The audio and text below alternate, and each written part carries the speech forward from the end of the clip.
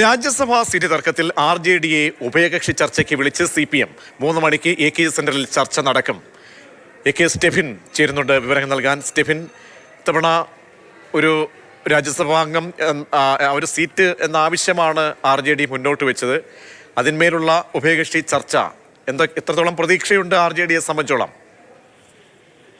പ്രജീഷ്, രാജ്യസഭാ seat വിഭജനവുമായി ബന്ധപ്പെട്ട് വലിയ പൊരുത്തക്കേടുകളാണ് LDF ഇപ്പോൾ നടന്നുകൊണ്ടിരിക്കുന്നത്. അതായത് 3 പാർട്ടികളും ഈ രാജ്യസഭാ സീറ്റ് വേണമെന്നൊരു ആവശ്യവുമായി രംഗത്തെത്തിയിട്ടുണ്ട്. ആ കടുംപിടുത്തത്തിൽ തന്നെ ഉറച്ചു നിൽക്കുകയാണ് CPIയും കേരള കോൺഗ്രസ് എമ്മും. അതോടൊപ്പം തന്നെ RJDയും CPIയുമായും കേരള കോൺഗ്രസ് എമ്മുമായും CPM ഉഭയകക്ഷി ചർച്ച നടത്തിയിരുന്നു. യാതൊരു തരത്തിലുള്ള ഒരു സമവായത്തിലും എത്തിച്ചേരാൻ കഴിഞ്ഞിരുന്നില്ല.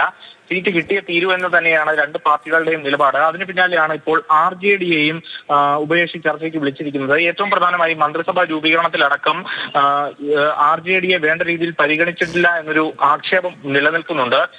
അതുകൊണ്ട് തന്നെ ഈ ഉഭയകക്ഷി ചർച്ചയിൽ രാജ്യസഭാ സീറ്റ് വേണമെന്നൊരു ആവശ്യം തന്നെയാണ് ഉന്നയിക്കുക. നേരത്തെ തന്നെ ഇതുമായി ബന്ധപ്പെട്ട് കത്ത് നൽകിയിരുന്നു. ഇനി CPMന്റെ നിലപാട് എന്താണ് എന്നുള്ളതാണ് ഈ കാര്യത്തിൽ നിർണായകമാകുക. ഏതായാലും 3 പാർട്ടികളും രാജ്യസഭാ സീറ്റ് വേണമെന്നുള്ള ആവശ്യത്തിൽ തന്നെ ഉറച്ചു നിൽക്കുകയാണ്. പ്രജീഷൻ, ശരി, സ്റ്റെഫിനാണ് വിവരങ്ങൾ നൽകിയത്.